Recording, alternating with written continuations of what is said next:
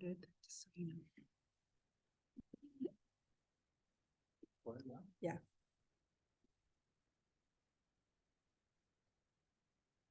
You want to mute, or you're going to be talking, so I will mute. Okay. So can you? What's that? Okay. All right, we'll go ahead and call the meeting to order.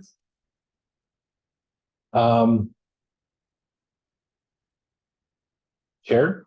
Yeah, Would you like me to proceed? please. Okay, first off, we have the first item is the review and approve the minutes from October 3rd. Do we have a? Okay. Very good. All in favor? Aye. Opposed? Unanimous. Okay, next item is the introduction of the transportation engineer. Now that you weren't here last meeting, were you? Supposed to be here, but he wasn't. Yeah. I had COVID. He had something. Fun. So yeah, I'd like to introduce John Dorney. He's our transportation engineer, came over from Horrocks. You want to briefly introduce yourself, John? Yeah, was a resident of Warren. Went for marriage and after a bit in the 90s. Been doing a lot of work in Orem, so it was pretty good reason to. It's probably the city that I know the most staff, and so it's a good fit. Traffic transportation's been my career, 25 years. I worked at a similar sized city near Reno, Sparks, Nevada. Size, or about people. Did a lot of traffic calming when I was there. I also managed the current traffic person, Public Works Taylor Forward, so hoping to merge those departments, not physically, but workload wise. It's he and I work together. We just had a meeting just now, so we're trying to coordinate traffic and cross the lines of departments, better. So, but basically, we're about a month from just kind of doing what I do, just for a different group. So excited.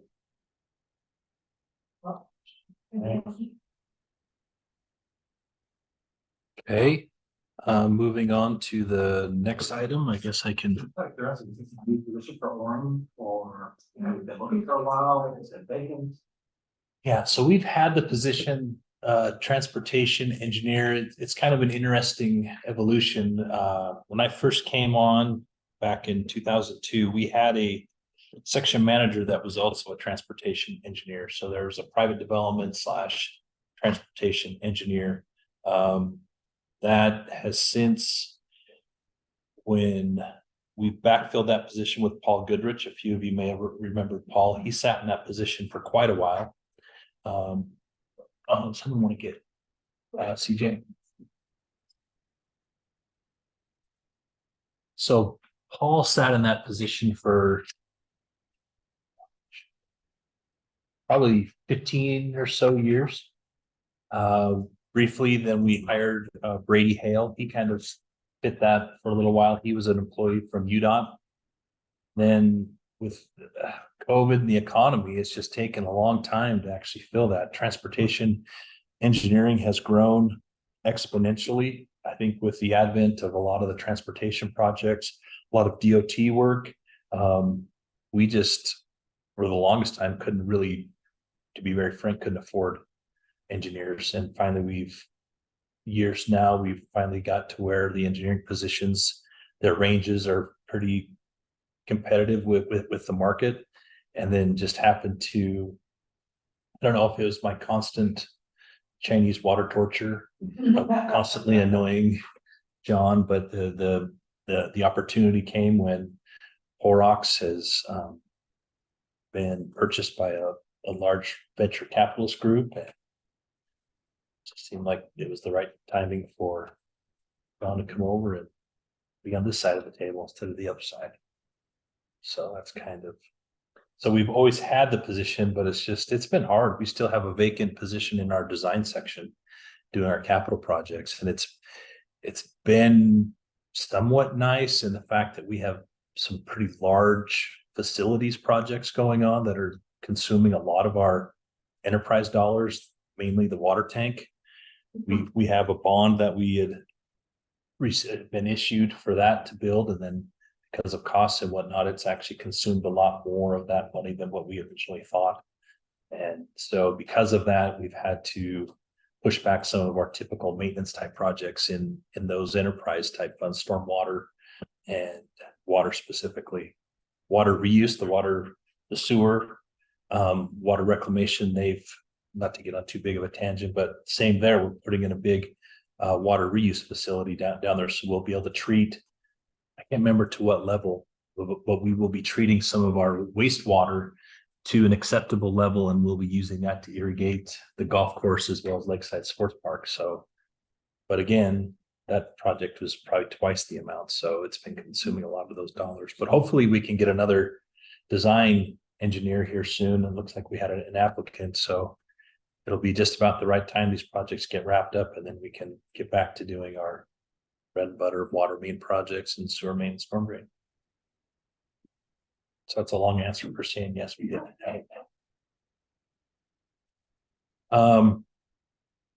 Any other questions about John and his experience? Right? Okay.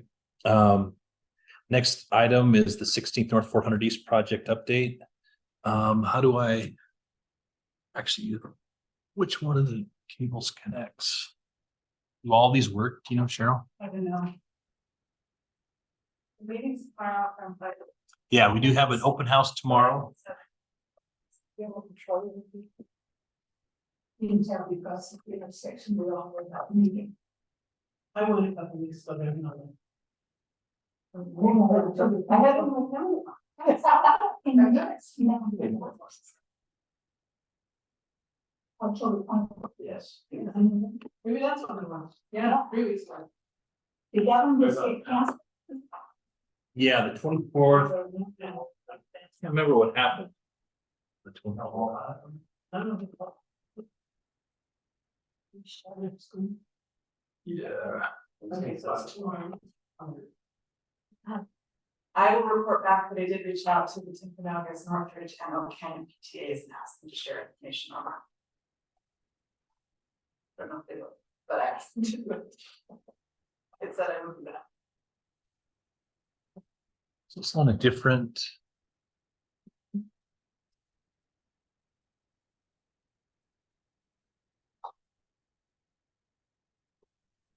And I had to stay for one in high school. Here she goes up there and we're heading south on the west side. I kind of was going to turn. They weren't looking. And she just moseying further. Finally realized this person wasn't showing my way. They finally go, no, Moses go. They were there. They were just plowing her right over. Well, it doesn't look like I'll be able to share this with you. Do you know if there's another? Does that one? I mean, I'm assuming that this is. This is. That's just how it feels. I can't say. Is that an HDM, right? It's crazy. I don't know what. What's that? It's USB. We saw. So I don't know what. I don't know what computer it's hooked to.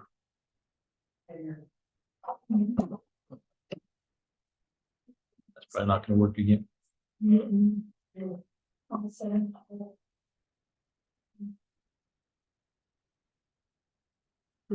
have slides because you're. I was just gonna show you a preview of the slides that are coming to tomorrow night. This isn't showing. Would you like Can you to sign on here? early and Unseen in any capacity. It's from 5 to 7. Hang out and smile. You know, whatever you, I mean, it's 5 to 7. We're gonna have the consultant JUB there. They're gonna have their public involvement as well as a few of their designers there. John and I will be there. And we're just gonna be there to answer questions. It's a open house type format. We're gonna have multiple boards set up, so we're not gonna have a main speaker. I really don't like to do it that way because it has a tendency of getting, then your meeting is hijacked a little bit, then there's some grandstanding, so we'll avoid that. But we're gonna have all of the alternatives that are gonna be displayed there. We have, I think they list them as A, B, C, D. Some of the things that we have on there listed are costs. There's also some diagrams that show some of the queue lengths. We've kind of, I think, associated those, instead of putting actual lengths on there in feet, we just left them that, or we had them add cars. People move directly to that. Well, I get, unless I. Might have to be. It's not gonna be bad.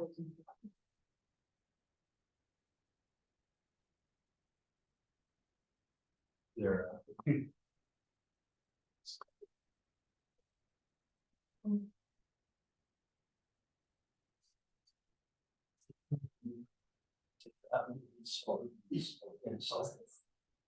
Probably shouldn't.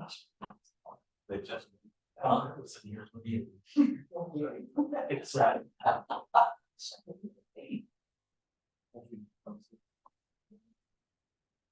It's gonna do, we just spent, I don't know how much money to get this all. We don't wanna. So that's what's gonna happen tomorrow night. There's also a survey, I think they've put out some boards. And there's a QR code on there to take a survey, so we can kind of get some feedback of which direction that is desired. And then once we get that information, we can share that with you guys as well. Huh? I'm gonna see if Grant's still here. Okay. He's been hanged on. So do we have any official, is there anything you want us to do? What do you feel comfortable doing? I won't be there. Okay. Or do you feel comfortable with anything? Yeah, I think that you guys should do like have a little skit. People would get run over, but you know. I mean, I would think, you guys are welcome to speak to the process you've been involved with. We essentially just have the alternatives are removal of the right turn lane and narrowing it up for the crossings and the directional crosswalks.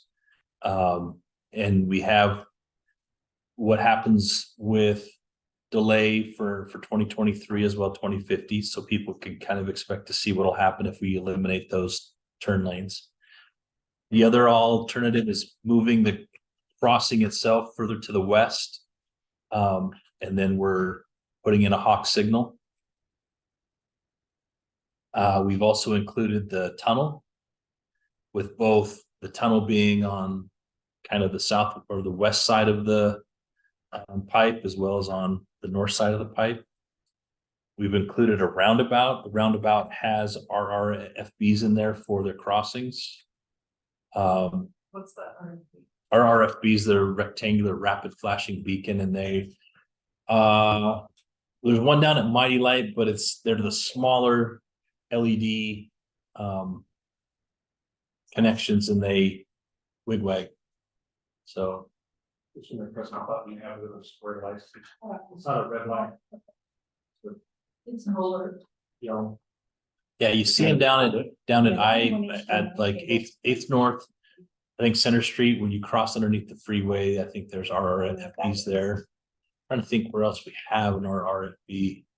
I know we do for Mighty Light on 4th North, but I think that might be the only ones we have. And along there too, we do have things as far as compliance and cost. We also do have a scramble crosswalk in there as well. So Did they put the actual costs in or just relative dollar signs? we went, like, for example, on the roundabout, we just had relative cost 4 million to 5 million. Okay, Scramble was less than 1. The tunnels are 12 million yeah, funny. plus. There you go. Here you go. No, It's all that's. Oh, per one, at least. but we're doing that. Feels like we're gonna see just. We're just gonna be another person to be. Yep. Without any degree of capacity, so it'd be awkward for us to. Try to jump in and off. You know. Unless you wanna get us all on shirts. I'm okay, I'd like to attend those, Okay. but I'm not sure. Unofficial capacity. Sometimes we can facilitate a discussion, you want to. Right. You know, talk about, well, you know, why do you feel that is? That's informal. Yeah, I'd say. Yeah. Or you think about sports and I mean, if you guys wanted to mingle, yeah, I just want to go for the public comment. I'm on track, I support it. Yeah, no, I agree. But I'm not, it comes under the conversation that we throw out there, right? yeah, We could just speak as people who use it. Exactly. And we'll share your screen. on Zoom.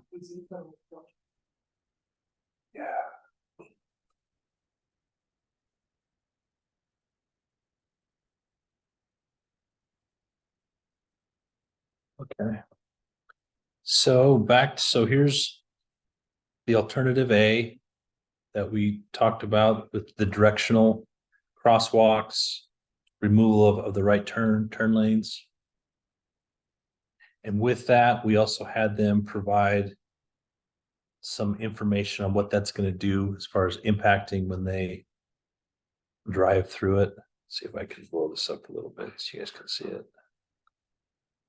But I think in this case, we're having them take off the actual numbers and either leave it just with the colors showing one's longer, one's shorter, or I think John even made a good comment, just add cars in there because it's kind of weird that you go from 58 feet to 54 feet. I mean, what do you have a different mix of cars in there? Typically a car is just 20 feet long and it just makes sense. So we're going to have them do something like I that. think the main thing was. If you tell somebody it's a 700-foot long or 300-foot long tree, you think, is that long or short? It's relative, but if you tell them it's 8 cars, I mean, you know what 8 cars looks like, Right. you know what 4 cars looks like. So we recommended they switching the feet. The number of vehicles, because you'd be surprised that a normal left turn pocket is 250 feet. At an intersection, a larger intersection, and so. Have 2 or 3 feet is a big deal, but we have 800. You know how many cars it is, it ends up being like 8 or 9 cars, you know. It's about 5 cars per 100 feet, 4 to 5. It's more relatable. Alternative B was the hawk signal, relocating it here to the south, or to the west, with some improvements around the intersection. What's the, on that where it shows the black line heading northeast, northwesterly, southeasterly along the canal? Yeah. Is that? It's gone. That was great access. No, it's still the Provo River water users still need to access. Right. So it might be pulverized, but they'll still have some sort of an access along there. So as I look at this graphically, I see that the black sidewalks are changed and I'm gonna walk west and then head north. But along the canal, it should probably be a different color maybe. To show that that's no longer serviceable or passable. Yeah. And that might just be something, I don't know if they change that in time. I imagine all these are printed up. But if that's something that they'll. That in case they want to get to. Yeah, So it's accessible, both of them are useful, one's at grade, one's, I guess, both. Okay. Yeah. Yes, I mean, I'm just wondering what that looks like, so that's fine.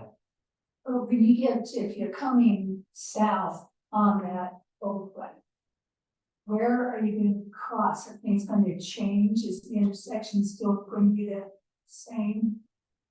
What? You would, if you're coming down the trail to heading, you'd turn and come down No, here. if you, What if if you you got no want to insurance? get on the gravel for some reason, how, or you can still cross? The intersection's still going to function the way it's always done, but Yeah, I mean, and that's one of the challenges. It's the challenge with this one. It's also the challenge with the below grade or the grade separate is that you still have to account for a pedestrian that's just coming down Fourth East. So you still have to account for some sort of a crossing.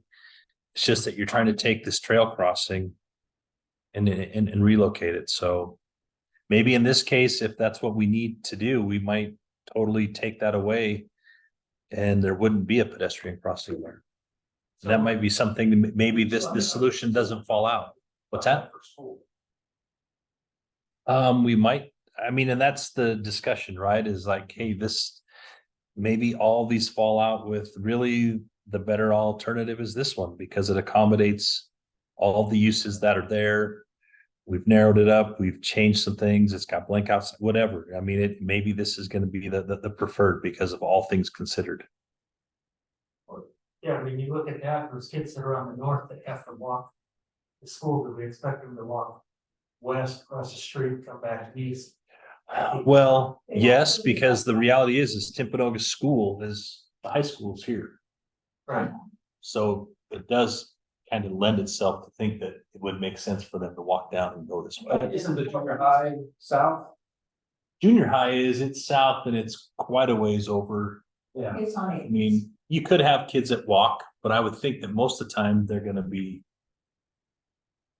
carpool, but I could be wrong.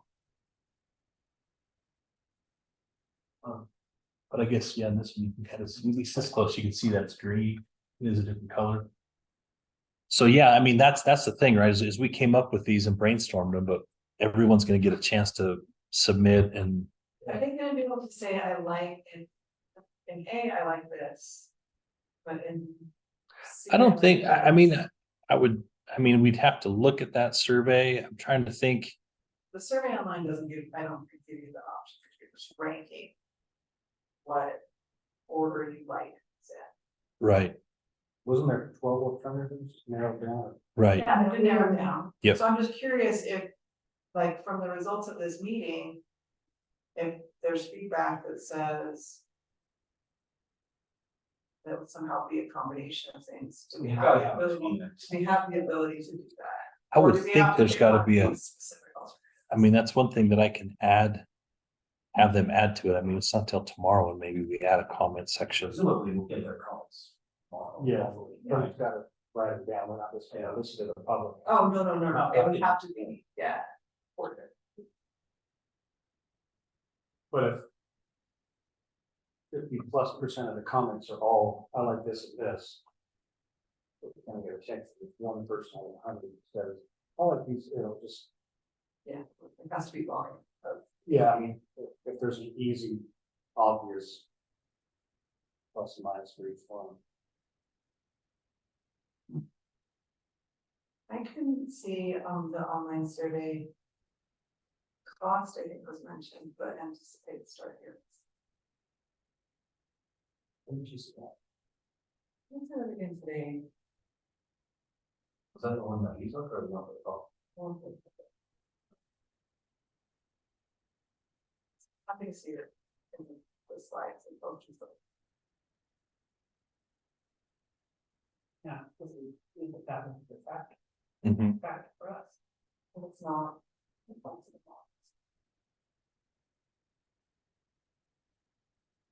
Yeah, 'cause it's on these boards.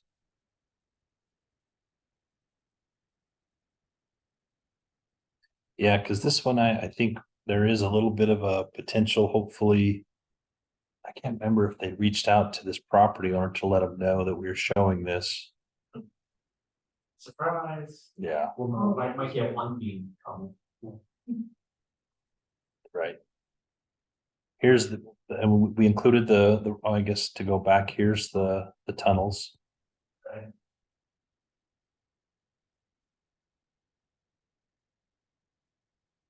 Again, we'd still have to accommodate pads on the surface, and then here's the roundabout.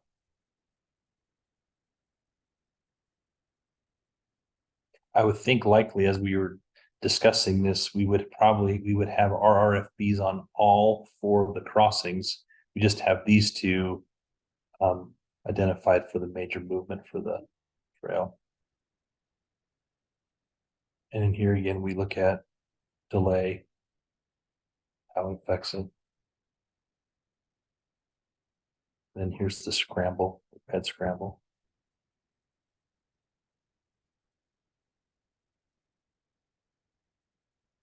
Show the way, You do that, you're. So that's the delay. Mhm. that's the delay in this route. Yeah, It's less than route. that's Who's doing the math? Not to do that. That doesn't make a lot of sense. I mean, the roundabout has no stop. The scramble has an entire cycle for pedestrians. How would we have more delay in the roundabout? So what it is, there's 2 types of delay. One is stop delay, the time stop, and one is full delay. How much time does it take to get from free flow to free flow through the roundabout? And so that delay, you may not stop at all, but it's still calculated as delay. And so by the queuing, as the queuing gets back, you're kind of moving, but you're still delayed. So the ped scramble, you're right, it stops everybody and it's not. I get it, I'm just. When the light goes green, is that how it's free flow? Because it's not really free flow No, for the it's- guy in the back Right. for another minute, right? So. It's a situation where they calculate if it wasn't there at all. Like, if that wasn't there, you should have drive down the street, how much you delayed because of that control, which is a function of the opposite direction pedestrian queue. So the more congested, the more delay, and it's average per vehicle, and it's calculated, it's not, like you said, you get 2.5 cars, so well, how do I get 2.5 cars? It's fine, I'm not sure it's totally fair. that'll be another side conversation tomorrow. Jay will think about it tonight. We want to have this I'll email you. So in that, will be this alert light from the 2 crossings. Just for pedestrian. on all 4. Okay, so that's how you get across. Will the delay light not work if it's just a light, people cross? If I come up and push it, will it not work if it's been on within the last 30 seconds? How do we keep from having that light on constantly and delaying the entire roundabout forever? How does that work? Just because you push it on one leg on a roundabout for this type of scenario with the RRFB, I don't anticipate once you push the button, they're all going to go off. They're only going to go off when you're crossing that specific leg. It's not like now, if you go to a ped scramble, But an RFB is also yield only. Yeah. So you don't have to stop if there's no pedestrian there. So it'll flash right there. They cross, and Yeah, it's not a lot. it's not a red light. so it's just But go ahead, I think she talks about this one too. So if you're talking about this one with the scramble, there will be a minimum. I'm talking about my favorite. The roundabout? The roundabout. The kill them as fast as you can plan. Really, I mean, that's gonna be the most dangerous thing I've ever heard of. But so I got a button, push it, but I've got 6 people behind me. That train's busy. So I've got 6 people behind me. I pushed it, I made it across. The next guy comes, he pushes it. Is he gonna make it across? Will it turn immediately for him, or is there a delay? Because you've got people in this roundabout, we're pushing the button, we're crossing. What happens if you've got a lot of people, busy time of the morning? Yeah, I'm just, Yeah, I don't know, I don't actually I'm know wondering. if it can be programmed. But Imagine we'd be fine too. Yeah, I'm sure there's technology. Anything can be programmed, it's just how much do you want to spend. Yeah, So So, the main problem with the RFPs is there's no pedestrian indication. So the idea is a pedestrian pushes a button and they are going to think that's going on. I could go across. Right. Okay. So, whereas a typical intersection push a button, there's pedestrian signal, walk, still walk, right? So I don't know if there's a way to hybridize that. Or, I mean, I don't know what the volume is, but you're right. It I don't is- know how a 10-year-old judges. part of it is because of the pedestrian vehicle conflict, they're trying to err on the side of the safety of the pedestrians and vehicles. So it's better that a vehicle waits and a pedestrian safe than it is the vehicle gets to where they want to go with the risk of pedestrians. So when you have a conflict of a major trail and an intersection on an angle that's diagonal, we try to err on the pedestrians, whether it's a hawk or RFP, or a combination. We can find out if it's resets. Because what's frustrating when you're at a crosswalk and crossing guard, just lets every kid across. You're like, wait till you have 20 and then walk them across. But the inexperienced crossing guard will just grab every kid and walk back and forth. No, you got to get some car time. And your time to say, let's do that electronically. Right. And say, let's get a huddle of people cross once. And, it's all automatic, so we have to figure out if there's, okay, it's been pushed to the left, and then we're gonna wait until see if there's that option. I mean, I'm sure it could be done, it's just it'll already that way. Yeah, I don't know about RRFPs. I don't think we've ever had them in a big mass volume amount. But there's one in my neighborhood, there's 16 kids in one family, right across from their house, they have pull outs. They cross, and I gotta go look at it, see what they see, or if they know, but yeah, you don't want people to cross the swamp, because it's not a stop. They put it in there just because of the demand, but, I see little kids walking home, they press it, but hopefully they treat it like a normal crosswalk. I'm not gonna go if it's not clear. But that button's for the cars, not for the pedestrian. So, anyway. We'll look at that. Used to 2000. Always. And you yeah, That's the ped scramble. Expected delay. And then there's the survey.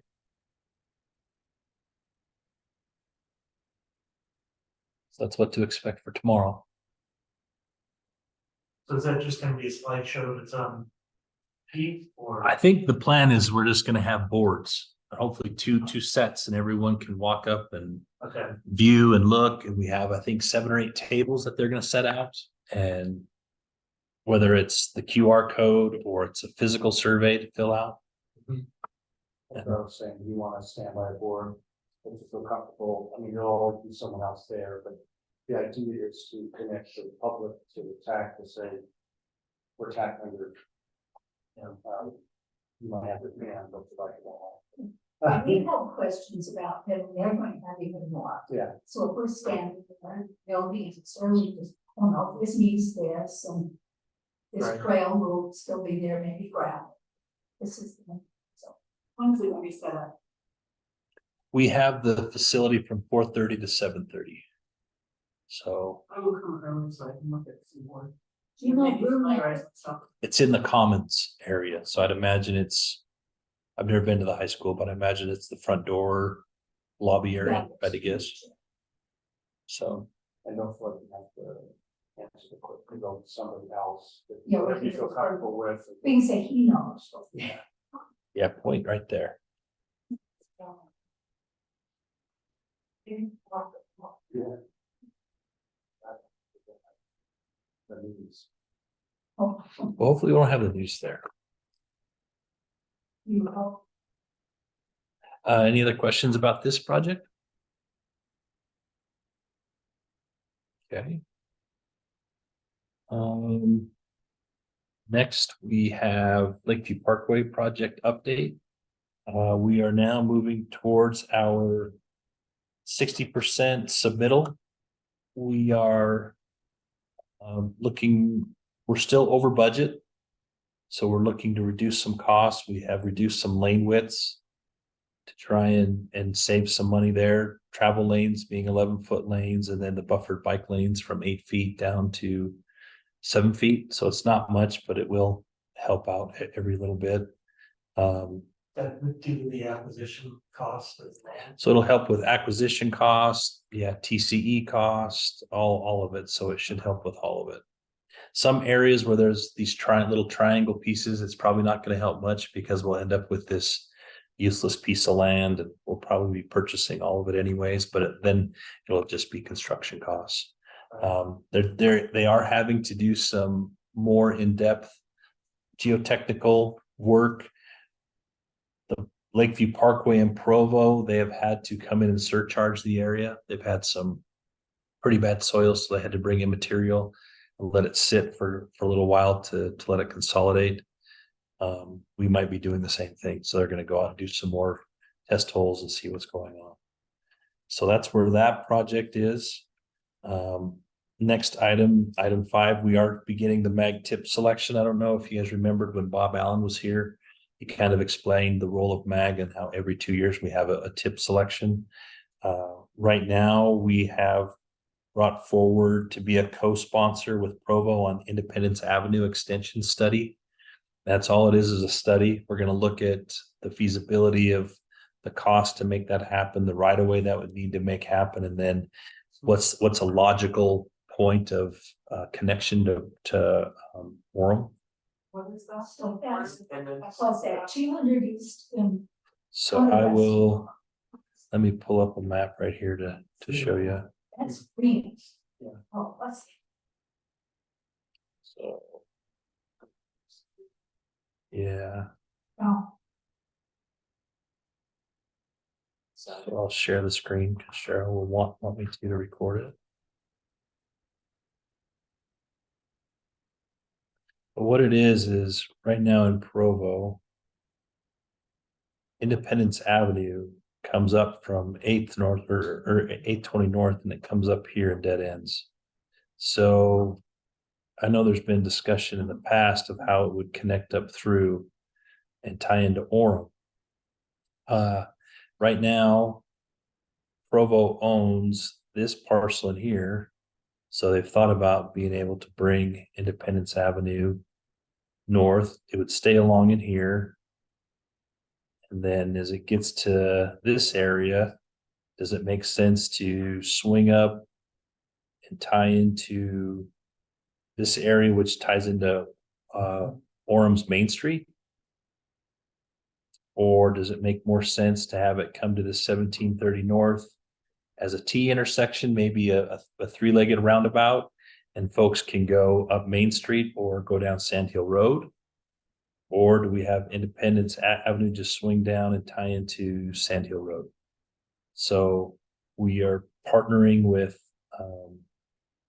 Provo on this. They'll be the lead, but we'll be the city boundary on right here at 1730. 1730. So almost all the construction is in Provo. Right. It's just how we do it. But it's just a matter of, expensive to just keep going along the freeway. You've got to buy 1, 2. well, that's part of this. That'll be part of the study, because you go along the freeway and then you tie into our Sand Hill Road. Seems Is 1730 where the roundabout is? Where's the roundabout? No, the roundabout's it's at 2000. Okay, yeah, I get that.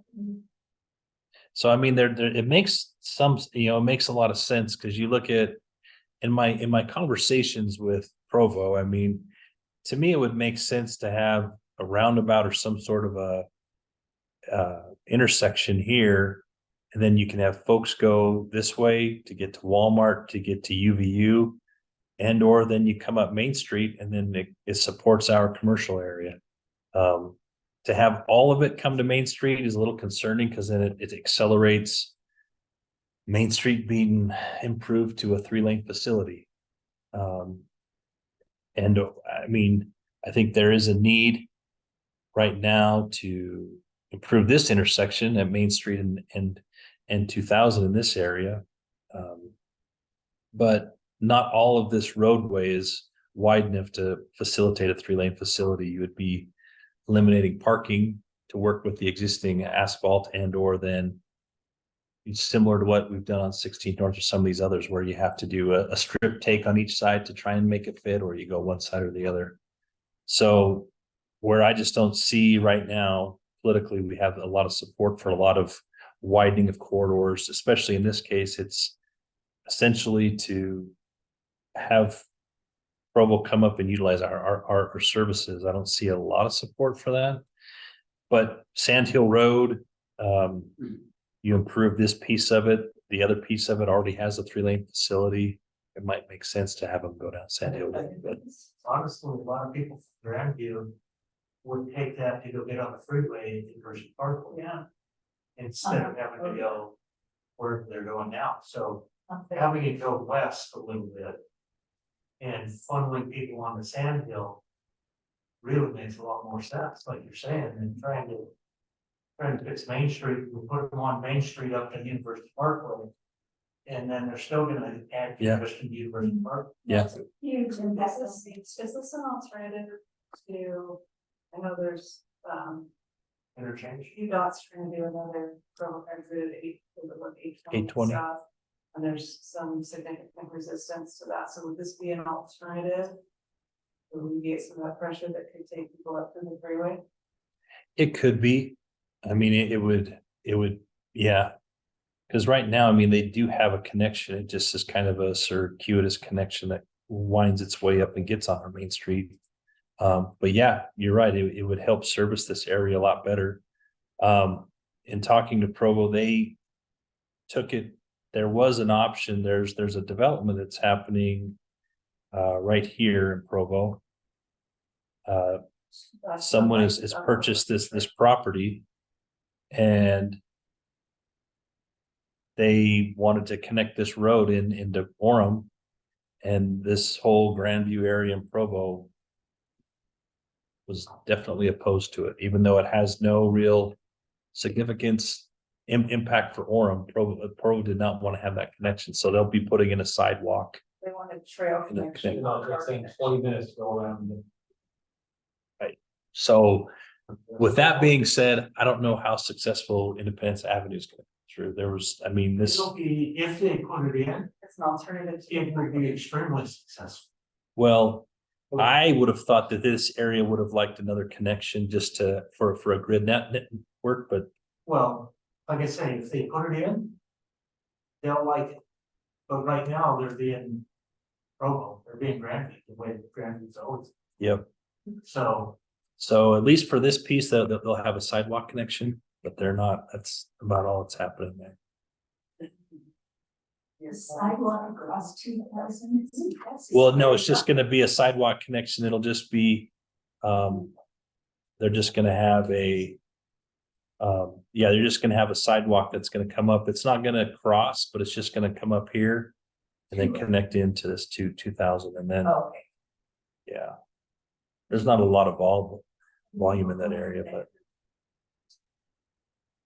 Yeah, So you're putting in for that with Provo and then active transportation master plan? yeah, so it was interesting when I spoke with Mag, they felt like, you know what, we kind of helped fund this once before. I don't think we need to help again, and I was like, I get it. I said, but there's a lot that's changed in the last 13 years. By the time this is funded, 14, 15 years. We're gonna look at a very big, in-depth comprehensive plan, and it needs to include all these other cities. They were a little bit hesitant, a little bit of pushback on it. He said, but we'll ask TAC to see if they want to do it. So I think they're going to let me at least bring it forward through the idea phase. Because how it works is all the communities develop their project lists. They are finalized in the idea phase like Thursday.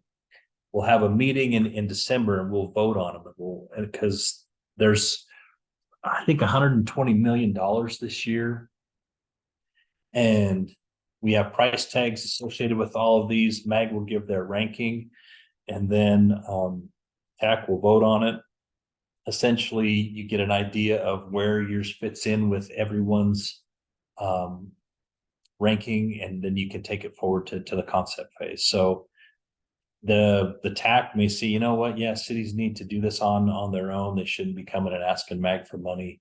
So it's going to rank pretty low, and that's fine. But I just know that with costs being the way they are, even an active transportation master plan is likely going to be $200,000-$300,000. It's not going to be cheap Are you saying for the county or for the city? for the city. I mean, to be very frank, 16th North and 4th East was $150,000 to do that intersection analysis. So when you start getting into this master plan, I mean, what do you think, John? Master plan, a brand new one for active transportation, bikes and peds for the city of Orem. I know the last one was about 200,000 out of that, and So I mean, I just see it being, for cities that want to do these, it's a pretty big ticket item. It's not just a small little thing. So, and lastly, we're also we're trying to get some finalized impressions, finalized opinions of money. So I also included Lakeview Parkway in here, knowing that it's over budget and we needed extra money. But in talking to MAG staff, we have the money that was allocated for 16th North. Let's use that money and apply it to some of these other projects that possibly could be over budget. Well, then in speaking to UDOT thinks, oh, you don't have all that money. It's been already used on some of these other components. And I'm like, well, no, we didn't use any of the right-of-way money that we had asked from MAG for that. We actually used corridor preservation dollars from the county. So even though we've used money, that money, since it's not our project, it's not really going back to that. So we're still up in the air a little bit on how much money totally is available from 16th North. UDOT thinks we have 3 million and we think we have 8. So there's, yeah, it's around here. yeah. So we're trying to see where that's going to land, but we're thinking any of the excess money there, we could apply to Lakeview Parkway as well as our roundabout, and possibly even whatever happens up here at 16th North and 4th East. So the MAG okay with that is, when it comes to the city, does MAG probably goes to?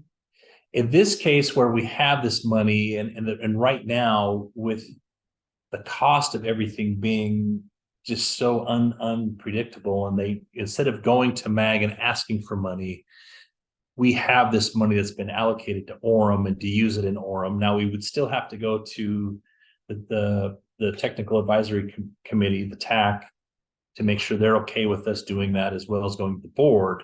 But MAG supports it. It's just a matter of what is the pot of money. They typically don't like to have money exchange.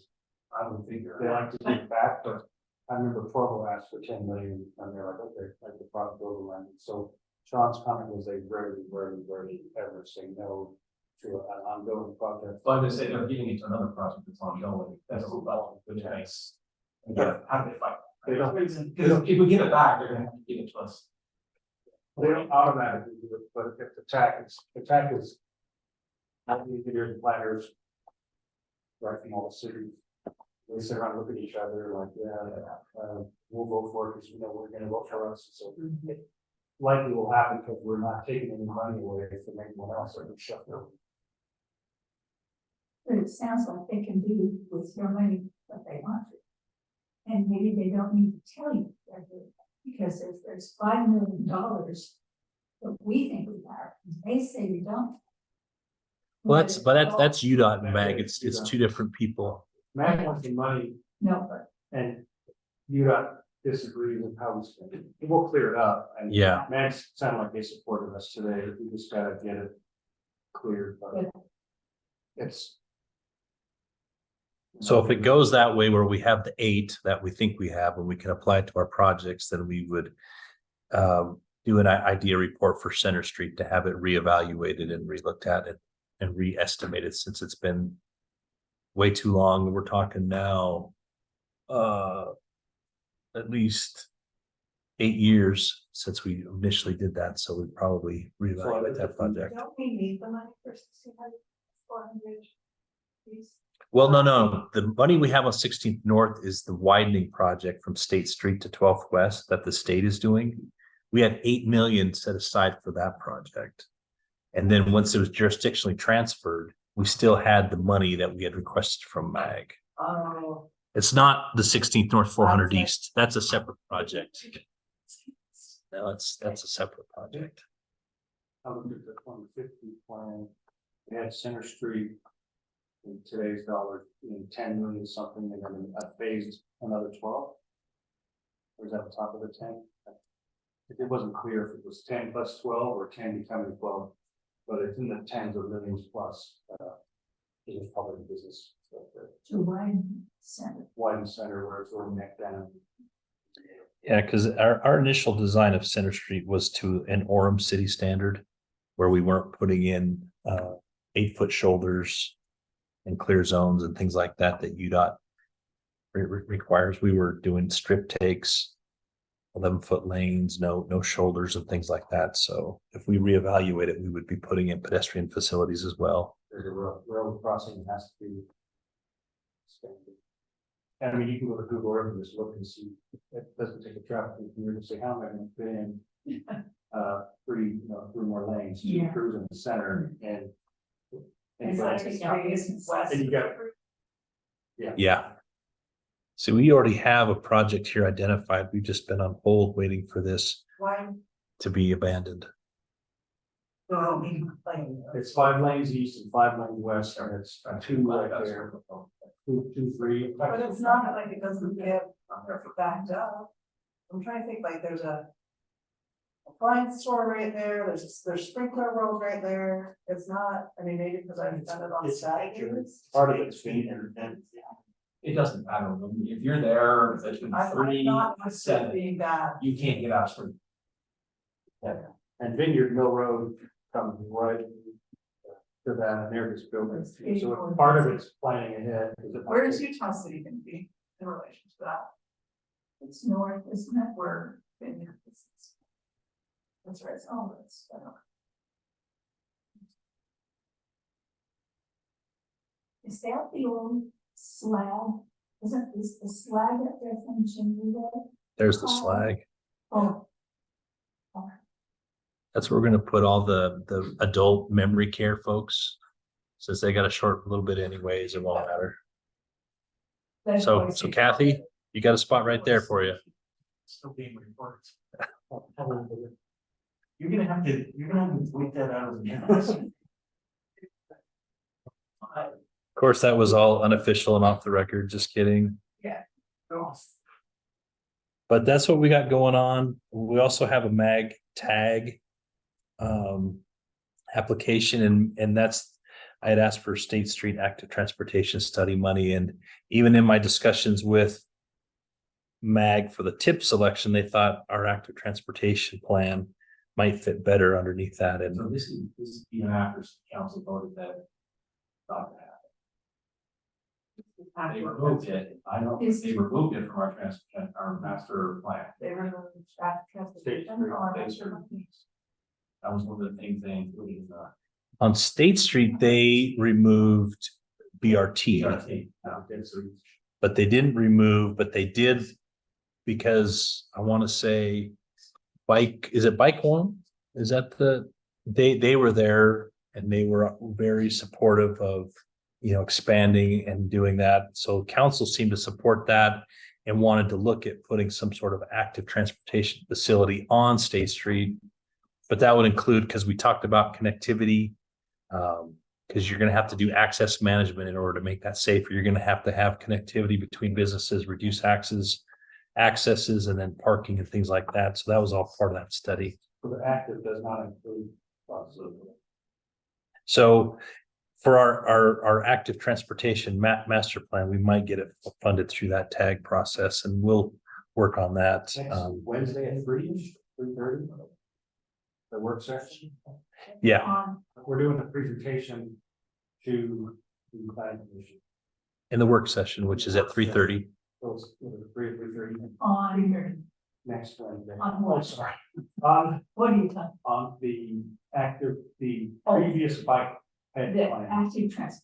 Yeah, it will kind of explain the language. It's a 20 or 30 minute, probably 20 minutes plus 10 Q&A. Of why it's needed, what did the last one do, what did it didn't do, what, what we like about it and going forward. So it talks about.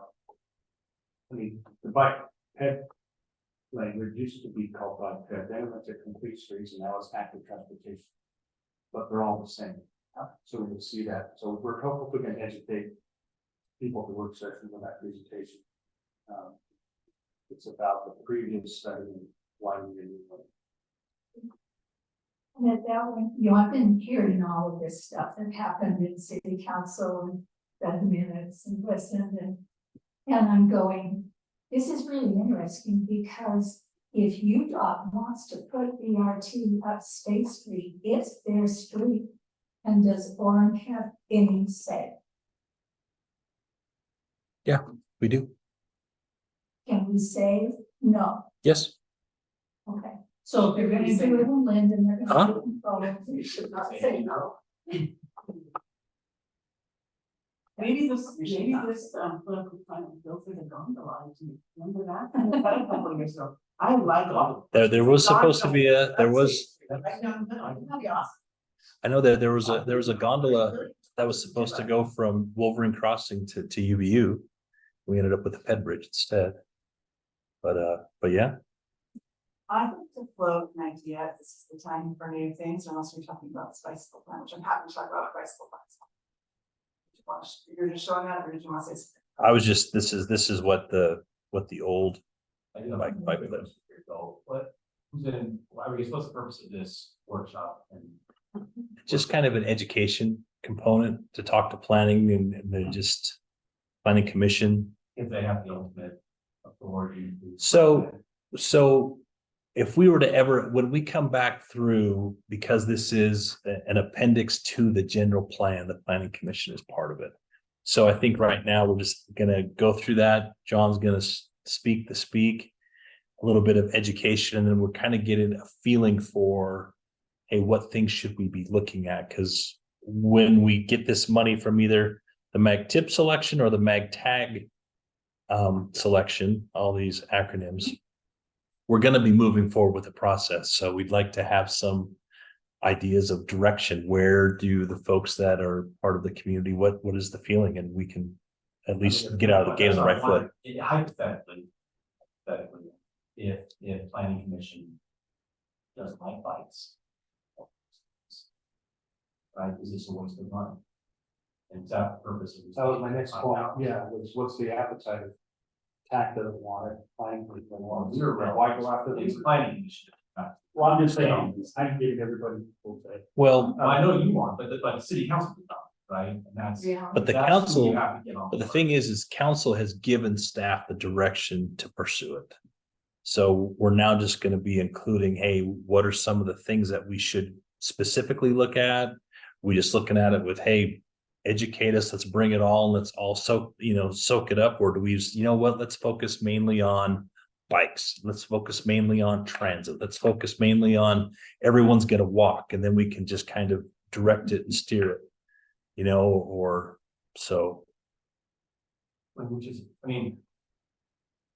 It's fine, it's a shame that no one the engineering. Right, dictates a lot, but I digress. So yeah, so to John's point, next Wednesday, he's gonna be going over this. Some of the things that were in there, some of the things we haven't done, and so you guys are welcome if you have time. What I'm working on, so. What projects in 2010 that said that we did, might have any even been done. And not being as familiar with the city or employee, there's some that I'm like, yeah, that's done, that's like Google Earth helped me, so. In the next week, I'll be asking internally, is this done, is that done, driving around, it's nice to know, well, you did a plan 15 years ago and you didn't do anything, why would you give the money again? So there's usually that kind of question that comes up. You're not ready to answer that yet. I have found 3 projects that are done already. Multi-use trails. That were proposed, it wasn't very many, so the Murdoch Canal Trail was proposed, and now it's done. on the north side. I think that's done. On 8th North. Yeah, Are you looking down for why they weren't done? well, if we want to go backwards and figure out, but it's really like, we get a lot of questions on the master transportation master plan. What did you say you would do 8 years ago and what has been done and why we plan to not doing it?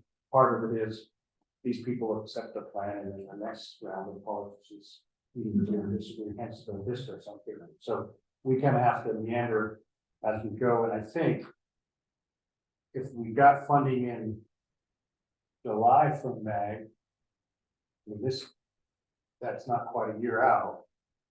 But it would take a year to probably do this. If we don't get it this July, do it next July. So we're talking 2 to 3 years. That this would probably complete, because there's I'm not a sure, ton of public involvement. I'm not sure that our planning commission or council understands funding cycles. Well, I mean, MAG is fiscal year, right? So that with MAG, what they'll do is project wise, you're 4 to 5 years out to get the big buckets of money. But for studies, they can usually fund them within a year or two. They usually have that sort of slush fund available, depending on how many communities are asking for them. But they do have monies available to kind of to jumpstart these. And their study projects are small, medium, and large. They're either 50 to 100, 250, and 3 to 5. And this would probably be the 250. So it's a legal one. So this study is just going to look at the city and say, okay, I as an engineer with education office think you should have bike lanes here and you should make it look like this. Or do we have input and say, the problem is here and here and here? What should we do? Yeah, the last master plan had an intense public involvement. They had, I looked at a table that had 8 different public input meetings with different bike groups. And they had the statistics and data and how many people walk for recreation or bike. They divided a bike and walk. You can look at the picture and that's, you scroll down to the people, that's pretty much active transportation right there. You Except know, I think but we you've have to got buy some cargo bikes at this point, because that's Well, happening. and Yeah, with where you have kids in the back. Yeah, but those are e-bike. Yeah, so those They're things, scary. and there's lots more people using them now. Yeah, there's e-bikes that didn't exist. There's a bike boulevard that didn't kind of existed, but there's not very many places. This doesn't show the road riders, you know, this is kind of the recreational trail, but there's 80 pages of 150 are probably all input and PI, public involvement. I'm assuming they want to do it again. But it broke down, and the main thing is, we're not just looking at Orem, we're gonna actually look around the buffer of Orem and say, okay, what kind of connectivity do we have? There's also some private development that people are willing to put in trails down by the river bottom. I think some of that's on Provo or Provo, some on Orem. But it's not just bike lanes, it's connectivities, it's choke points. The other thing on the plan is where our sidewalks missing. I saw a map that was pretty detailed. They had little tiny sections. I don't know how they found it, if they had to drive around. I know GIS can do really good things. But they had lacking sidewalks, so that's non-existent. But a lot of it is connectivity and attraction, like where it is going. Why would people use it? Is there an event? Is there a city center? Is there a splash pad and something like that? So it's pretty extensive. I think for a city where people are especially concerned about traffic.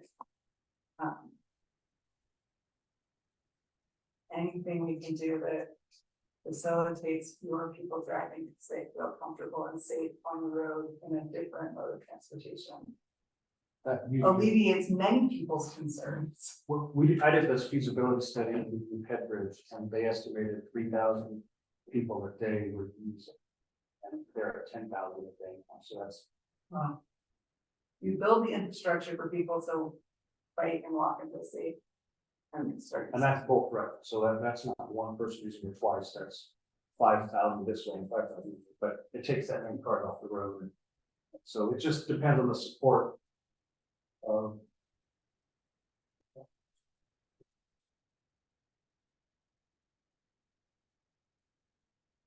But I gave you half the spiel already, because next Wednesday we'll have an official graphic and So presentation. this is your, am I correct that you're sort of laying the groundwork in terms of education and open dialogue? So What to you're at, see what this you're at. longer term process. And we don't perform the study, we usually hire consultants that do it, so it's not always engineers looking at their engineering world, it's a lot of planners.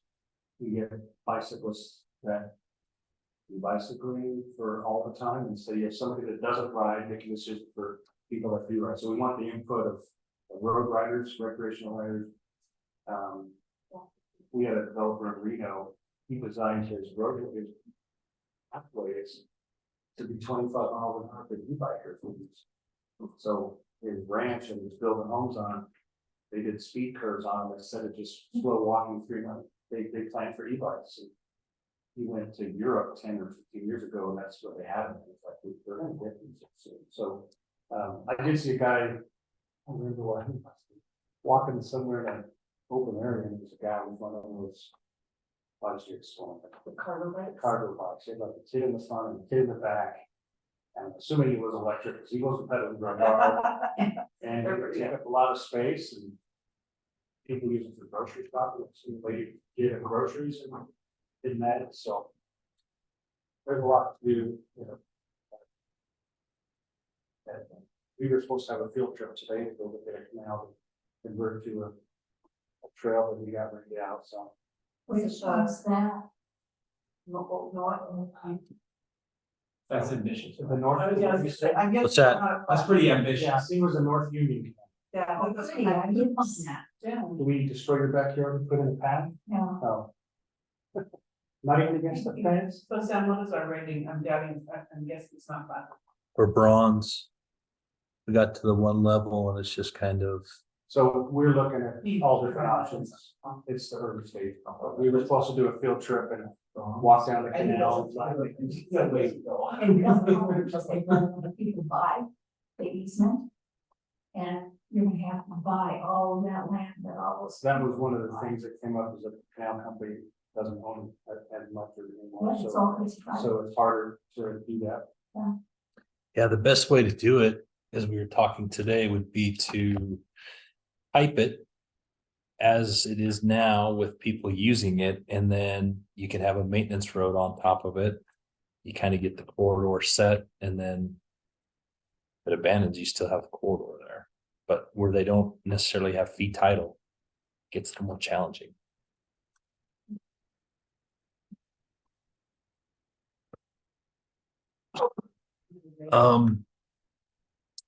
Some other items, I guess, are we done? Any other projects? If that's. What's that? Um, Okay, I just got a couple things I want to touch on. One is we will be doing a TAC report to the council. Probably February, Marchish. We'll probably do like an annual one. It's probably one of the commissions that we have never really done that. So I guess if you want to think about what we would report to the council on what we've done in the last year, and then maybe kind of talk about our direction or things like that. We'd probably do that on an annual basis. And then two, prior to getting what Laura wants to say, I would like to have some action items. If there's something that we want to open up and tackle, if it's going to be, we have our new TMP update. Is there things that we should look at? We want to bring forward.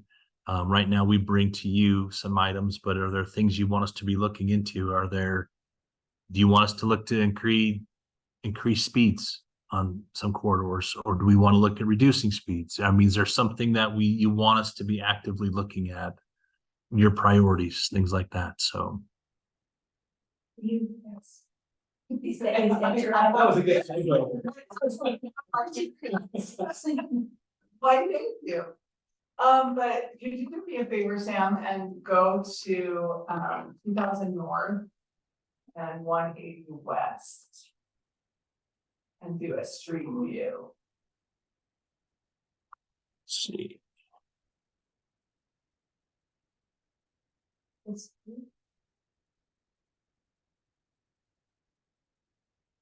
So, these, can you not see it?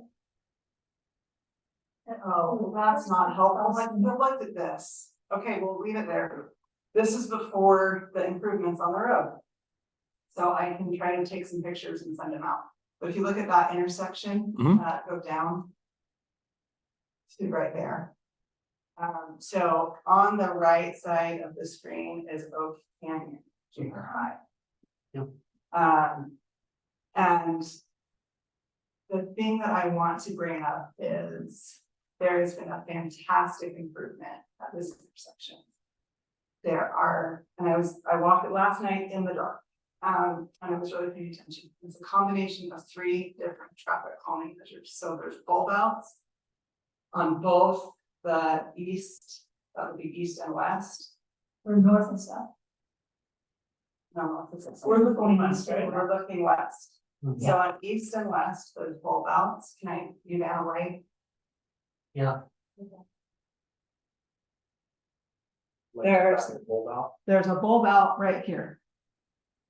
Right, so a section of concrete that goes out So here. it's on the north side. And there's a section that is right here, so cars coming up this way, see the bulb out, and cars going down this is bulb out. There's also on those concrete things that go out into the street, there's candlesticks that have reflectors on them.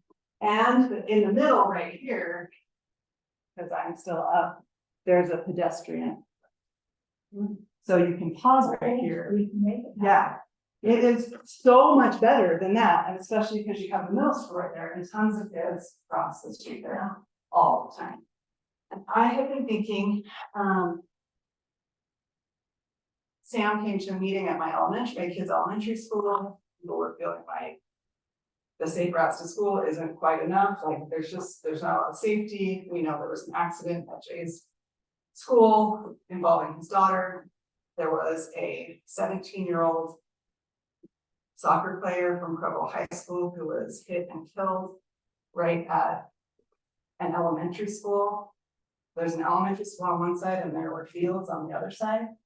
And this last month.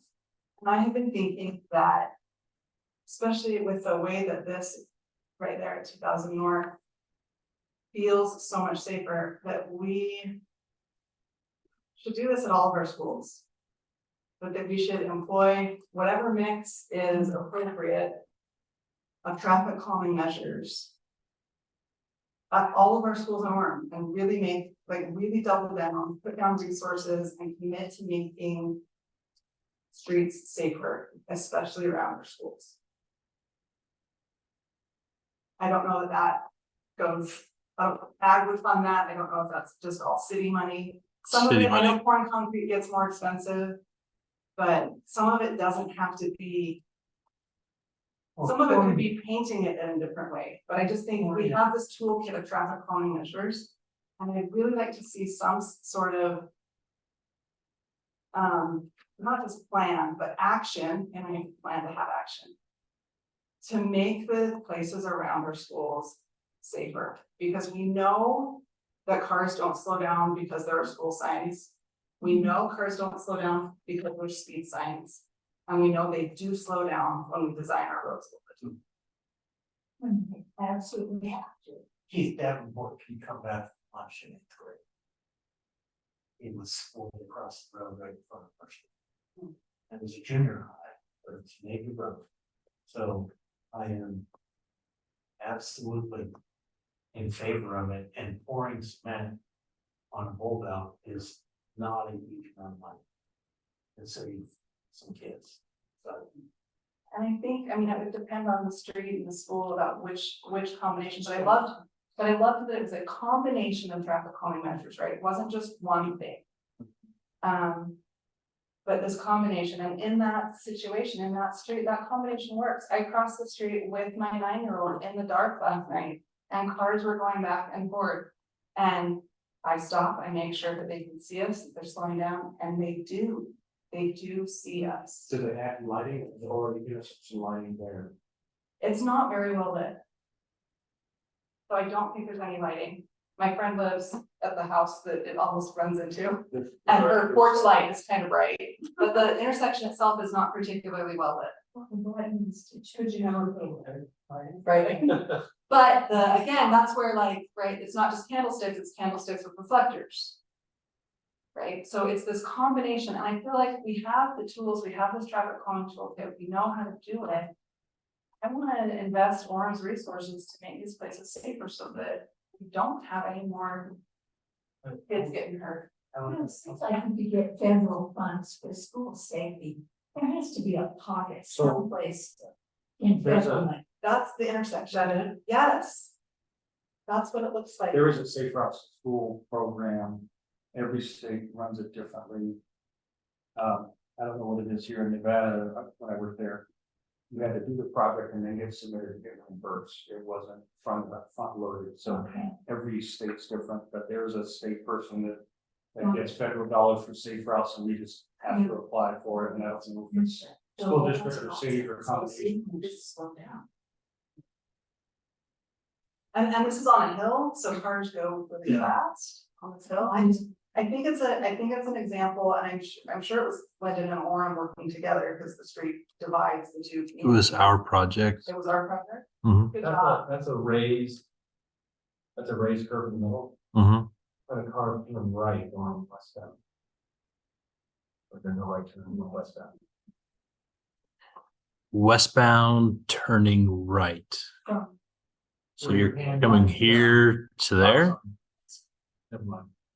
Well, you're saying westbound turning right. You have southbound turning right, and they can. They just go around it. Yeah. Mhm. Now, we've had issues in here because this is right here next to the driveway. That's the tricky part. And That's my. to what you're saying is, there was that, and there's this guy right here. And it's actually a Z. We actually have it canted a little bit, so that way when you're coming through, you hopefully you're kind of facing this way to see that, and same with coming here. But there is a group, where Geneva Elementary was, there was a crosswalk there. And we recently removed it when we overlaid 400 North because there wasn't a school. And it's interesting, there's folks that want to have a crosswalk put back in place, which is fine. When they looked at the Strava heat map, everyone's crossing further to the east where 600 West comes in, it doesn't really matter to me, but they want to have a crosswalk. And I spoke with Shauna Meekum, happens to be CJ's sister-in-law. She's with MAG and she's an active transportation planner. And in speaking to her, it's not just a crosswalk, but we should be looking at, okay, is there a destination? There's a crosswalk here, but they're wanting to get to that trail that goes around the hospital. And it makes sense to have it here. So not only should we put it in there, makes sense, but a few things. One, we want to have support from the neighborhood. We want to know that we're putting in something that's going to be used. We don't necessarily want to have something there if no one wants to use it. And then two, where's the destination? And if it makes sense, do we need to put these throughout the city? Do they need to be this type of a crosswalk? Does it make sense? Do we have a driveway here? I mean, and that was the hard part, right? Is this person right here, they can't do a left out. Understanding that we're crossing, but you got to realize too, that this person is severely impacted by that. Plus parking. Plus they can't park. So I mean, that's probably the hardest part with doing, traffic calming, is that there is going to be someone who's going to have to concede. Their kid that gets it, and then they'll be. Right. I Right. will also say that she came to the city and asked for something. if she Right. was concerned about the safety. But not everyone does that. Not every- And that's the hard part. And that's usually the hard part that we have to deal with. So I'm more than happy to do these type of improvements. And I'm more than happy to put our RFBs in at all of our crosswalks. I think it makes sense to do some sort of added compliance. And I think there's a good case to be made. I mean, I think we should make all crossings more safe. But I think there's a good case to be made to say, let's start with schools. Right. And then when people see that that crosswalk is safer and is more functional, then it might be easier to put in other places, but it's really hard to say. I mean, like my friend there, right? It's less convenient for them in their driveway. Right. And she has said, I'm more concerned about children's safety getting to school, Meeting turn. right? It's hard to say, no, I don't want kids to be safe. So that's the one by my neighborhood where they did a bulb out and added flashing beacons and they narrowed the cross. This is what an RRFFB looks like. And I don't think, like, there's one on 800 North for Orchard that has a flashing light, like, sometimes a flashing light might be appropriate, sometimes it might be a pedestrian light, sometimes it might be, I just think each case might be a little bit different, but there are ways we know to make them safer, and why don't we make it a priority for Orem to use its resources? This is Like, likely, that's great. this is likely not to say for us, school, because the school's 3 blocks to the east. Yeah, that's a route that's gonna make it, so the Right, make CPF that means for that the pedestrians have, the shorter time that pedestrians have in the crosswalk, the less likely they're.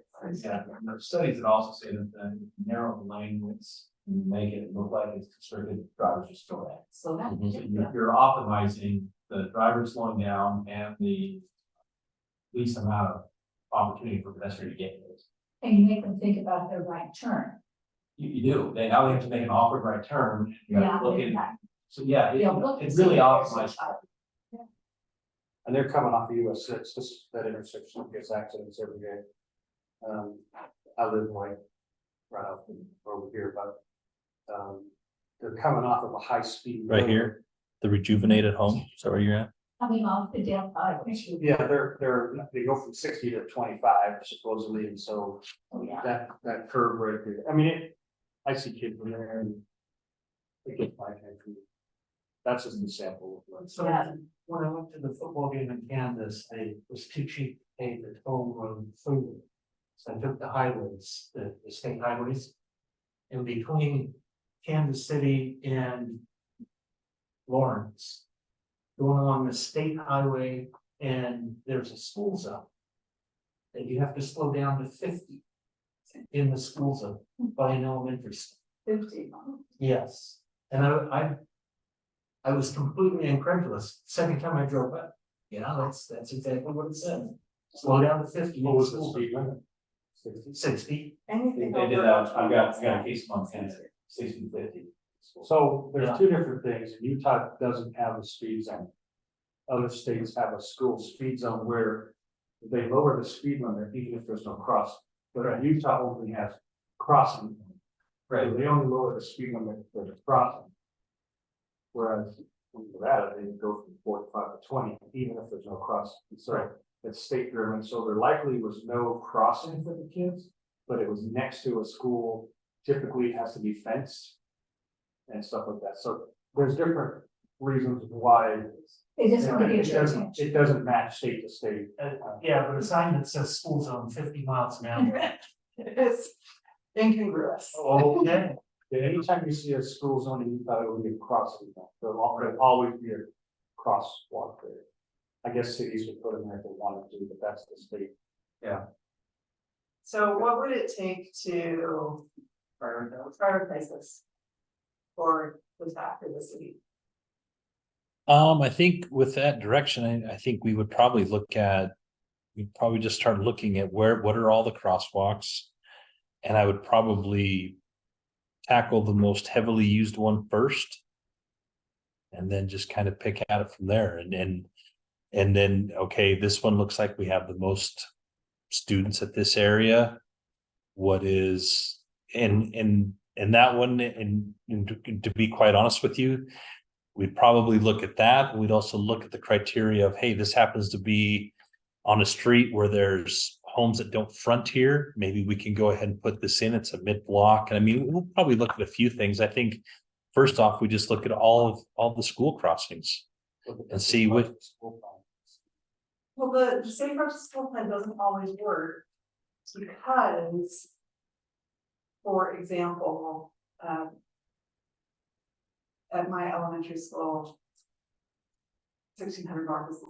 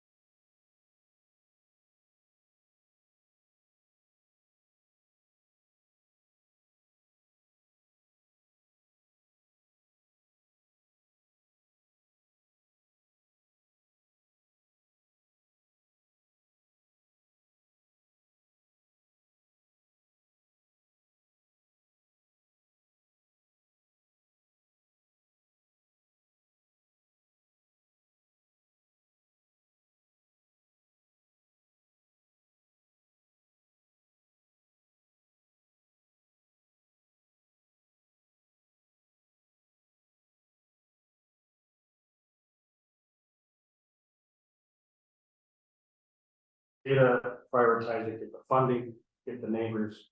And so it's not something that will be done right away, it could be started right away and then just chip away. Could we just, I mean, I like data. And could we just say, we're gonna do it around all the elementary schools? Instead of where, I mean, yeah, instead of saying, where are the choke points, where are the, let's study this, let's take speed guns out and do all that. Why not just say, we're gonna prioritize pedestrian safety around schools? Be it, you can pick elementary schools, you can just say all schools. And that's just what we're gonna do. You're saying then the data doesn't matter, not, It's you don't not, have to do all that. yeah, you just say, we are We're making picking these this changes. pool and we're fixing. Yeah. Just sort of as a policy of the city of Orem, we're prioritizing pedestrian safety around schools. Cause aren't we Family City USA? Don't we want kids to be safe? We need to be working with. I mean, the school maybe that's like in the bus face of like, but we can study and I'm like, but let's, or we study.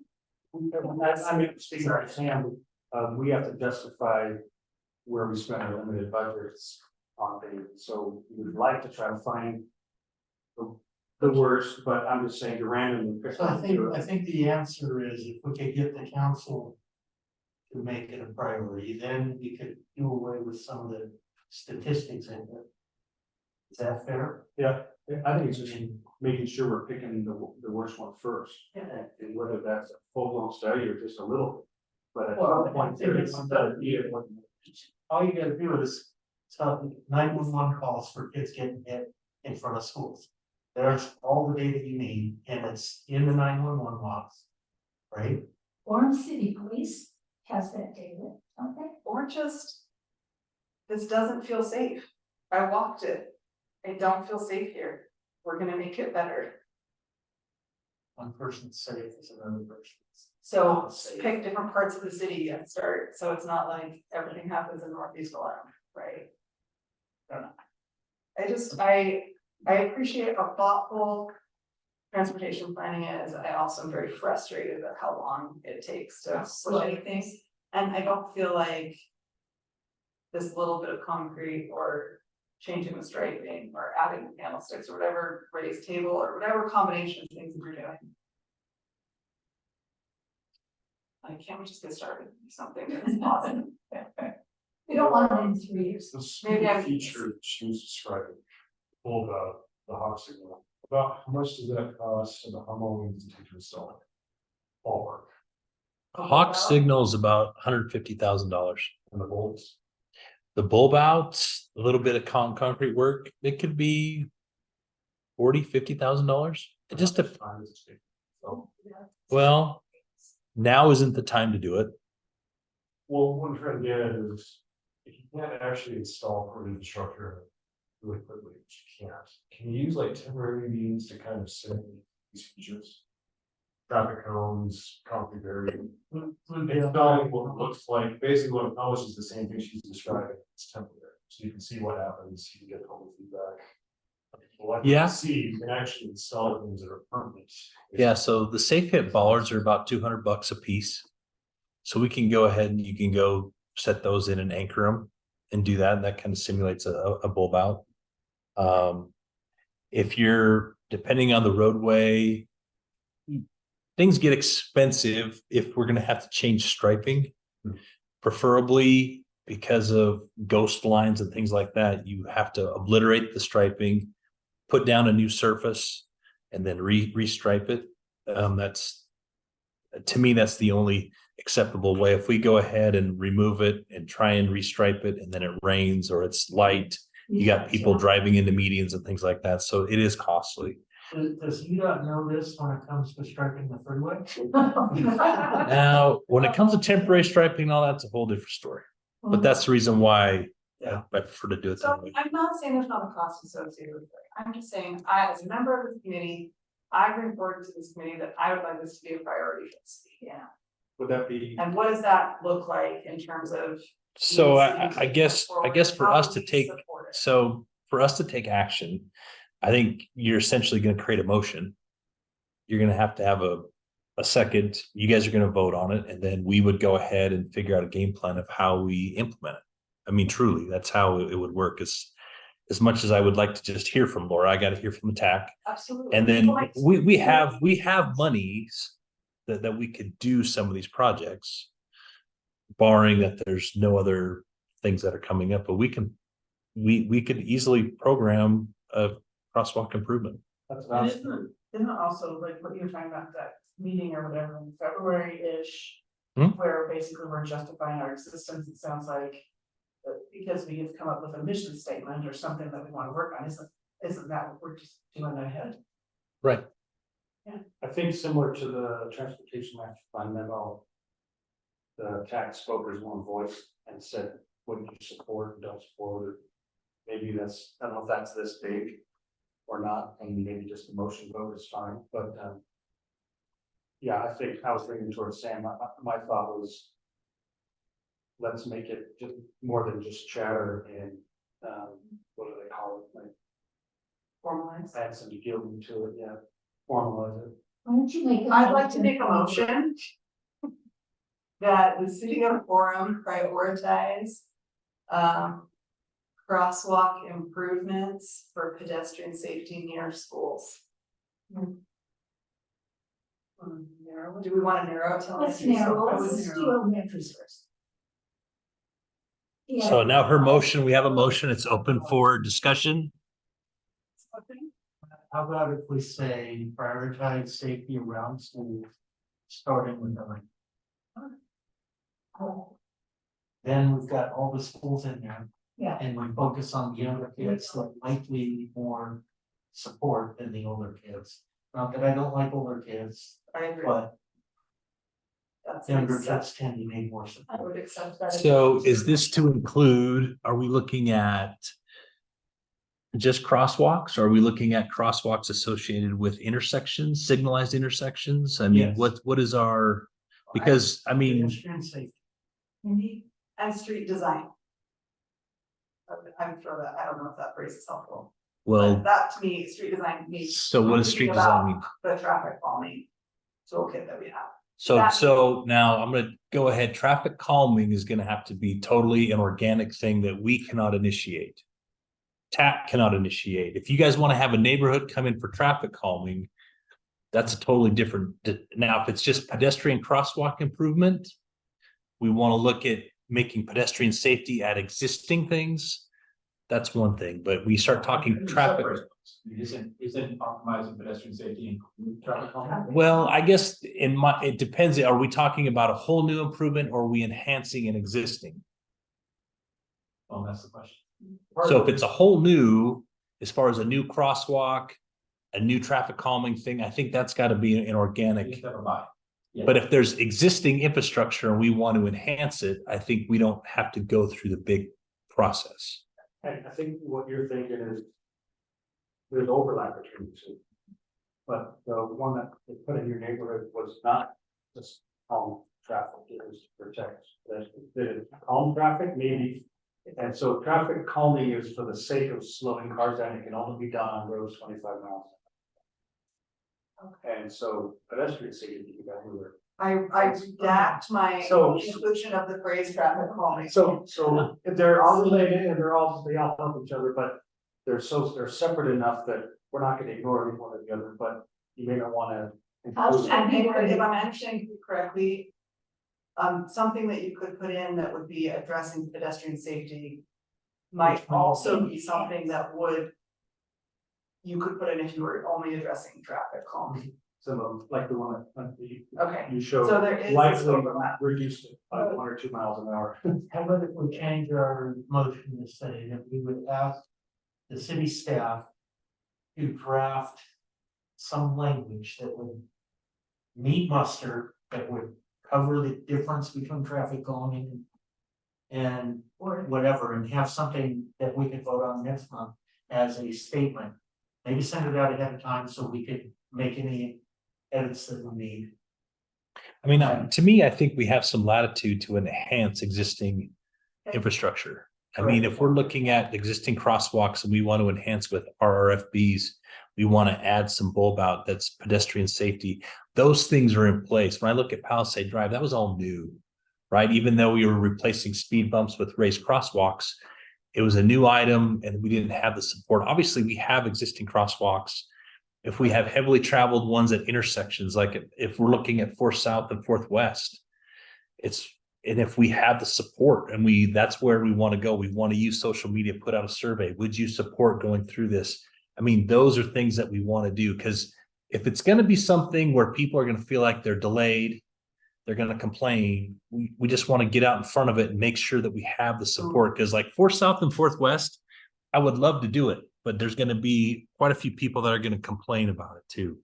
And we just got to head it off so that we got the political support.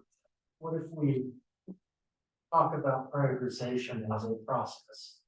Where we would look at 911 calls or other, not necessarily specifically a study, but other evidence that this school is a problem. There's a lot of near misses, there's a lot of problems here. Then we go to the council of the school, the parent council, and say, hey, you guys on board? Okay, go get your neighborhood on board. And use that community council to work the neighborhood. To build a consensus, and then we come in and say, hey, we've looked at it, here's a couple options, here's the best one, and we get that support. And if we get the cantankerous old guy that's like, hell no, I'm not gonna allow that to happen in my neighborhood. I'm not gonna tell you who it is on my street down on the corner on the left, but if we get that guy, we go to the next neighborhood. And you know what? Okay, we didn't win that one. But how many elementary schools are there in one? 15? I don't think there's that many. It's really just. But let's say there's 15. It's gonna take a period of time to get some done. And we can't do them all in 1 year. Well, we So- do something. Right, so we start, and if the neighborhood doesn't seem receptive, fine, go to the next one. You know, So would it be appropriate to amend my motion to say, I'd like to motion that the TAC ask the city to prioritize enhancing pedestrian safety around existing infrastructure near schools in Orem, beginning with elementary schools. Sure. get that, sure. Okay, That was kind of clunky, sorry. Is this something that, I don't wanna push an agenda. Well, that's why you make the That's motion. the only thing my only ask would be to wait until next month. The reason is because in the realm of every transportation idea possible, I'm gonna disagree. Because I do care about pedestrians, but there's clearly an issue with state, not around the world or in the States. But anyway, the point is, I'd like them to think about it and decide if we're gonna make a mission statement. Maybe there's something else that we want. Yeah, I mean, is there a different priority? Or actually, we said here's the prioritization A, B, C, right? And so I would want to, I'd want them to think about it, is all I'm saying, before we. And this is a February meeting, so this is just this. No, just- Yeah. No, this is just some basic direction from you guys. And yeah, come February, March, whatever, how schedules work, it's just gonna be a function of, hey, this is our Transportation Advisory Commission. It's headed up by Jay. And he's gonna come and speak to the things that we're doing, things, whatever. And we can get some more information too on what other ones have done. It's not, but I'm just saying, typically these meetings have been, granted, we had the TMP that it's taken a year to get to where we are. But it's like, what can we do and then have this be, productive, where you feel like, yes, I'm gonna go ahead and give you an update on projects, but you guys probably want to have something done too, besides some of these other things. And if it's gonna be pedestrian safety and enhancement, I have no problem moving forward, and we'll figure out, okay, how are we gonna collect, what's gonna be our little rubric or our matrix of where we're gonna go, and then we'll start going to these. And if it's gonna be the one key point's gonna be these community councils to get the, if we think, hey, is this gonna need it here? No, then I think we just go ahead and move forward. Fourth West and Fourth South, it would be great to do that there. I just think we probably want to cast a pretty big net and make sure we got pretty good support, because if you guys don't know what it's like to go there, even right now, you stand on the corner, and it's the Wild West. And I know that sounds like an exaggeration, but that, I do actually walk the dog and I stop there. When I get there, I stop and watch. So funny you say that because I do. And you're not wrong. But it's hard to gauge right now because Right. of construction, right? And it's Right. actually relatively very, very safe. Because you don't have half of the directions you gotta worry about, right? So, and it's really constricted, so drivers in general going a little slower than I think they would east west, or sorry, east west, right? North south, maybe not so much, but so I'm a little worried that you're gonna make that, you know, the corridor. but to your, people are gonna go 45. but to your point, maybe now's the time to look at it, and with it being restricted, now's the time to make that, some of that maybe permanent. That's what I'm saying. It's not too late, right? I mean, we know we got the signals in, but we still can do whatever we want. Within it. So let's take that statement of our craft, put it in the notes and suggest that we're gonna talk about it, Discuss enhance it, and make it a vote for next month. That's one more month, you don't get it, but I think, I'm not saying no. I understand, yeah, and I appreciate that you want something to. And maybe we need to talk to friends and that's a good family one, this, and yes. say, okay, this is an idea we have. Where do your kids go to elementary school? What do you admire Noah Lester at?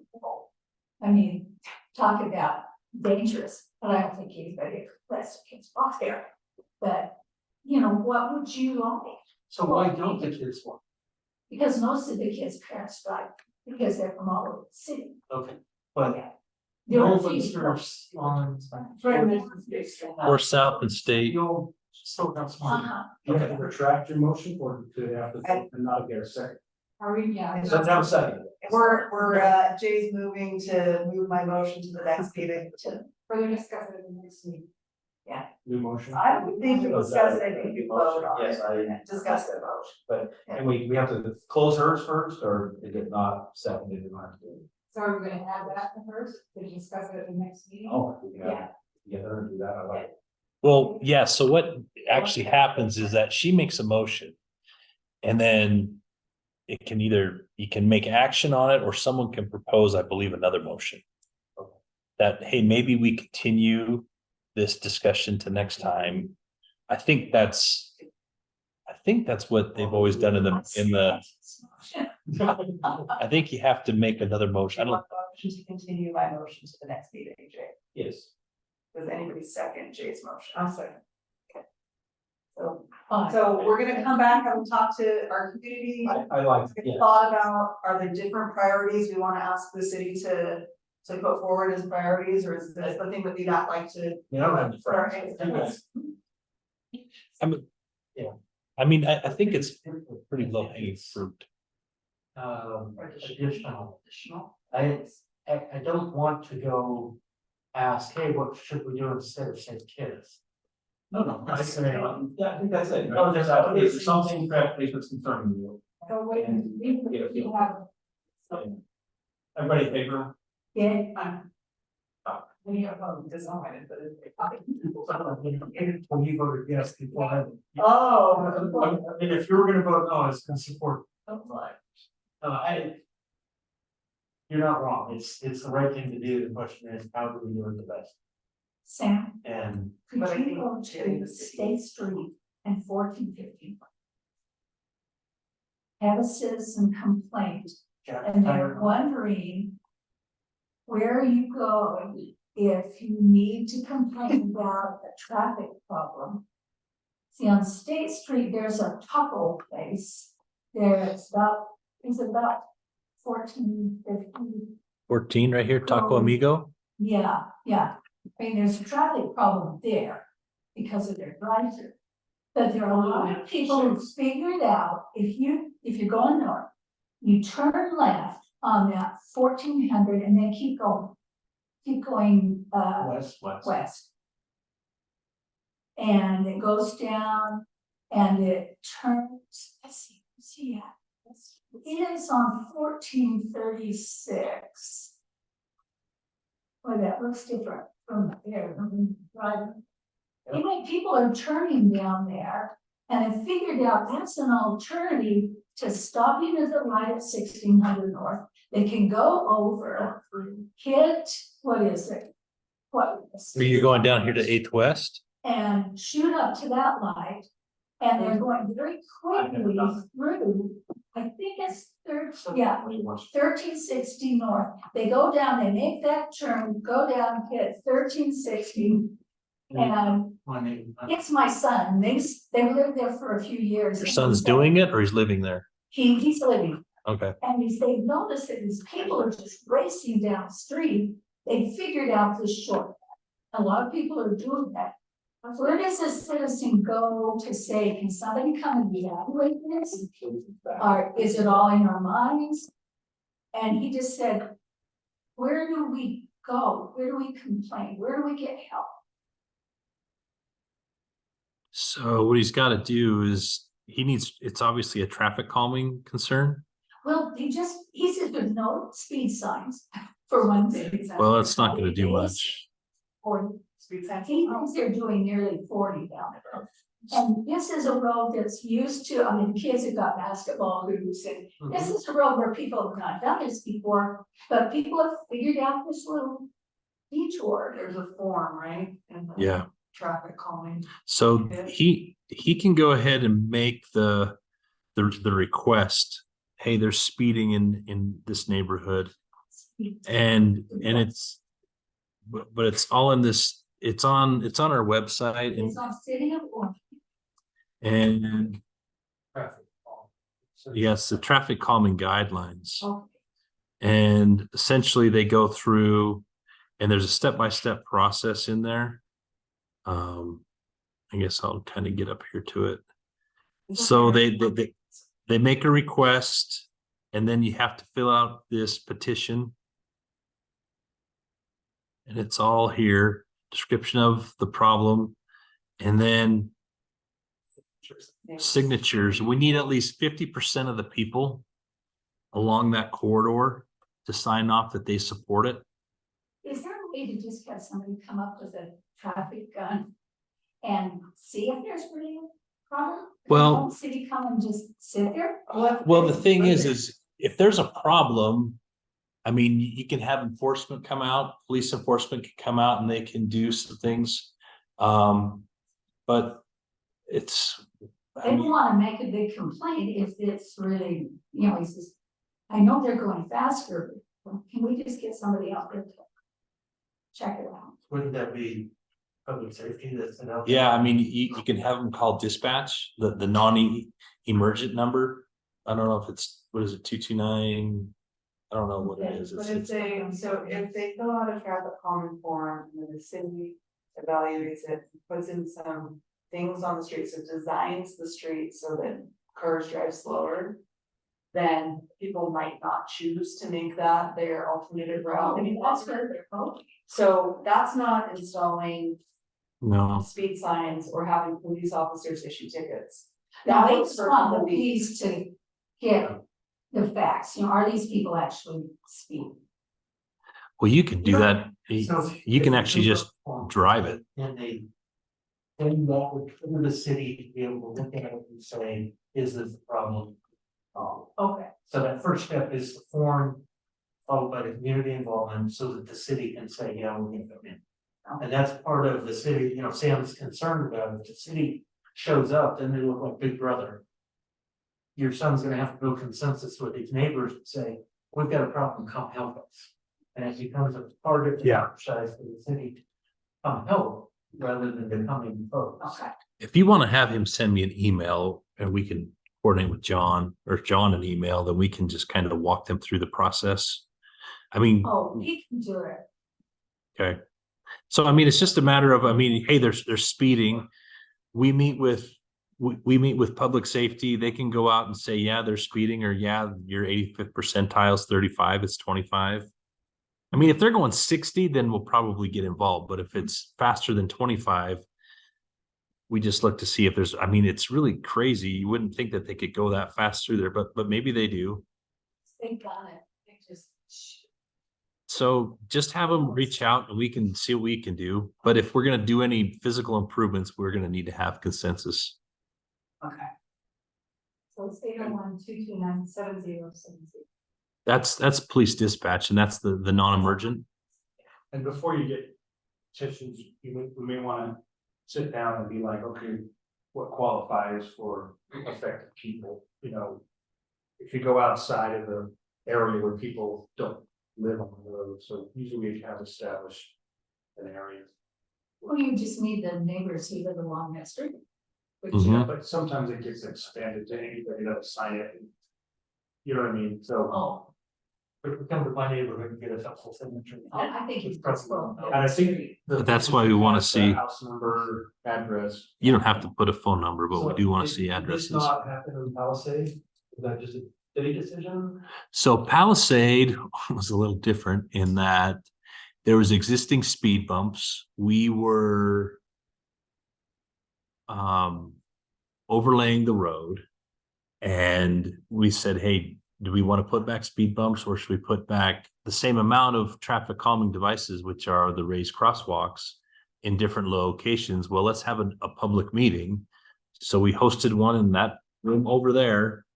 7 people showed up. Those 7 were in favor of it. And then we did it. But then in the subsequent meetings after the fact, none of those people showed back up. And that's the thing is if we would have had the folks that I received phone calls and emails show up to the meeting, chances are all those devices would have stayed. But instead, those were removed. And then a few folks down on 5th East, south of 8th South, wanted those removed. And we removed those as well. And then those folks came in and asked if we could go down and address some speeding concerns. So, That's, okay. You tell them no. I have what I think is a good question. Free maintenance, what's UDOT do? Are they making a crosswalk right there? They're installing something there today. It looks like a crosswalk, it's got big flashing, like a big crossbar, it could be 8th North and where? right in front of the freeway, right at the freeway entrance, So you're entering to go north. entering northbound. Is it further up? Is it further up the on-ramp? It's right there, from looking at it, driving through there today, it looks like it's right before you get down there. Okay. Meter? No, usually the metering's further down so they can stack. Meter to head sign. It's not a meter, it's got. It might be an enhanced pedestrian crossing right there. It could be. Actually, there's a trail that we have that's on the north side of 8th North, and maybe that's part of that trail improvement. This is for the northbound on-ramp, is that what you're talking about? I would think that might be what it is. It's like past 8th North, not the freeway side. Is it a new single pole? Yeah, Huh? I don't know what the first- I mean, I was driving, so I couldn't rubberneck too bad, but anyway, okay, you don't know that. I don't know anything. Yeah, when they're doing their stuff on their facilities, I would have no idea. I guess I've maybe never one of seen us a will, truck cross maybe I'll there. drive home that way tonight and look. It would be crazy to try to cross there.